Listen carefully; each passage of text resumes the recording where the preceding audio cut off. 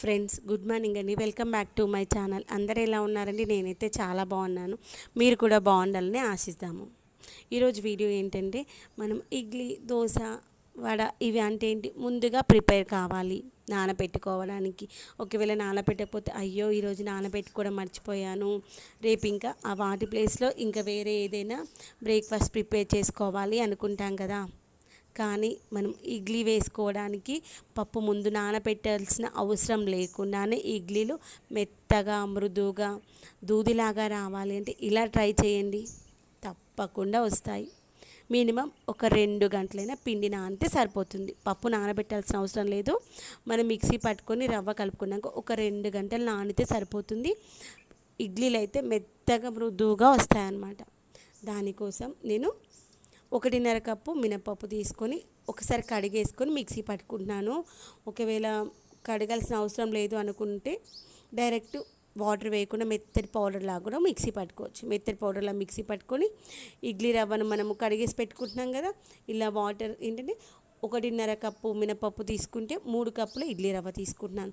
ఇడ్లీ రవ్వను కూడా వాటర్లో వేసి కడిగేసి ఇలా పిసికేసి పక్కన పెట్టేసుకోవాలి, దాంట్లో వాటర్ అంతా తీసేసి.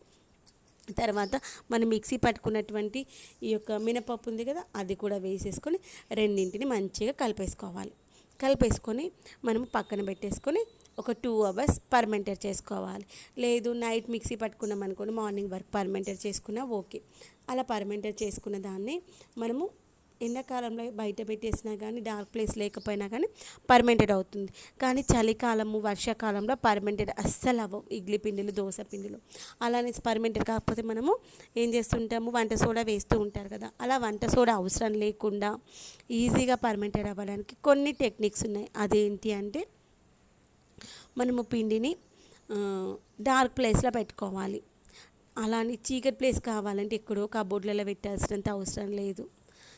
ఒక గిన్నె ఇప్పుడు మనము పిండి దేంట్లో అయితే వేసామో దానికంటే కొంచెం పెద్ద సైజులో ఉండే గిన్నె తీసుకొని దాంట్లో పెట్టేసి, ఆల్రెడీ ఇడ్లీ వేసినట్టు రవ్వ వేసిన పిండి ఉంది కదా, దానికి మూత పెట్టేసుకొని దాన్ని ఇంకొక గిన్నెలో పెట్టేసుకోవాలి.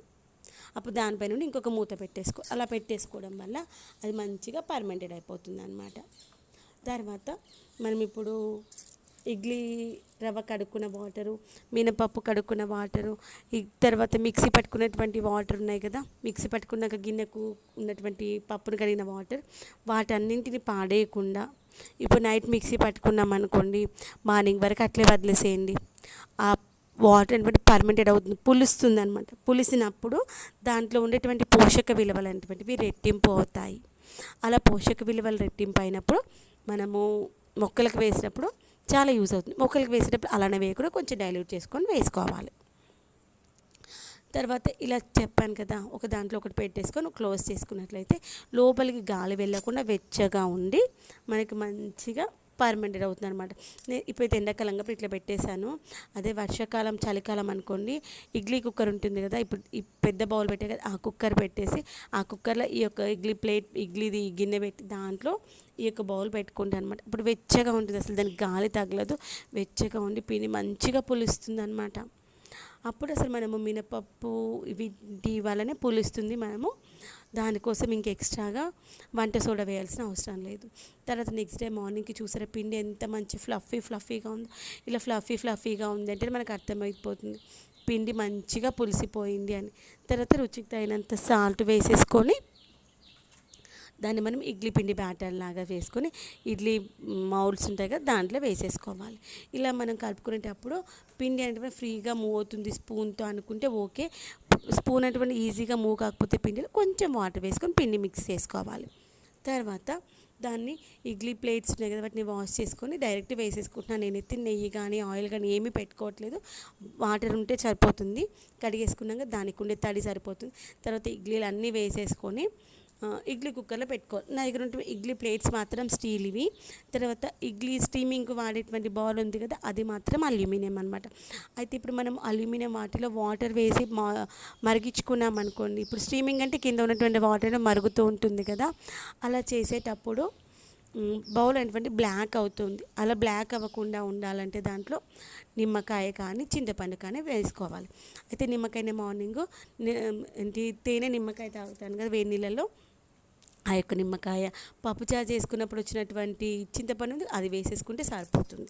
వేసేసుకొని సిమ్లో పెట్టేసుకుంటే మొత్తం సిమ్లో పెట్టేస్తాను. సిమ్లో పెట్టేస్తే అది విజిల్ సౌండ్ వస్తుంది కదా, విజిల్ సౌండ్ రాగానే స్టవ్ బంద్ చేసి ఒక 2 నిమిషాల తర్వాత మూత తీసేసి ఇడ్లీలు తీస్తాను. అలా ఒక 2 నిమిషాలు ఆపడం వలన ఆ ఇడ్లీలు ఉమ్మగిలుతాయి. తర్వాత అవి మనం తీసినప్పుడు ప్లేట్ నుండి ప్లేట్కి అంటుకోకుండా మంచిగా వస్తాయన్నమాట. అప్పుడు ప్లేట్కి అంటుకోకుండా వస్తే మంచిగా పిండి వేస్ట్ అవ్వదు, మనం తోమేటప్పుడు నీట్గా ఉంటుంది. ఏమంటారు? చూసారా, ఇక్కడ మనం పిండి కోసము ఇడ్లీల కోసం పప్పు నానబెట్టుకోలేదు. నానబెట్టుకోకపోయినా కానీ ఇడ్లీలు వచ్చేసాయా. మా అత్తయ్య మార్నింగ్ ఇడ్లీ చేస్తానని పప్పుచారు చేయగానే షాక్ అయిపోయారనమాట. పప్పు ఎప్పుడు నానబెట్టినావు, అసలు నువ్వు పప్పు నానబెట్టలేవు కదా, పప్పు నానబెట్టకుండా ఇడ్లీలు ఎట్లా చేస్తున్నావు అన్నారనమాట. నేను పప్పు నానబెట్టలేదు, అప్పటికప్పుడు చేశాను, అట్లా కూడా వస్తాయి, ఒకసారి ట్రై చేస్తాం చూడండి అన్నాను. అన్నాను కానీ మనసులో ఏదో తెలియనటువంటి భయం. అమ్మో, ఇడ్లీలు మంచిగా రాకపోతే గట్టిగా వస్తే ఇప్పుడు అందరితో నాకు దొబ్బులే కదా అని భయపడ్డాను. కానీ సక్సెస్ అయ్యాను అనమాట. ఫస్ట్ మా వాడు స్కూల్కి వెళ్ళేటప్పుడు తింటాడు కదా, పెట్టేసి అడిగా, నాన్న ఇడ్లీలు ఎలా ఉన్నాయి, మెత్తగా ఉన్నాయా, గట్టిగా ఉన్నాయా, రోజు చేసినట్టే ఉన్నాయంటే మమ్మీ రోజు చేసినట్టే ఉన్నాయి, మంచిగా ఉన్నాయమ్మ.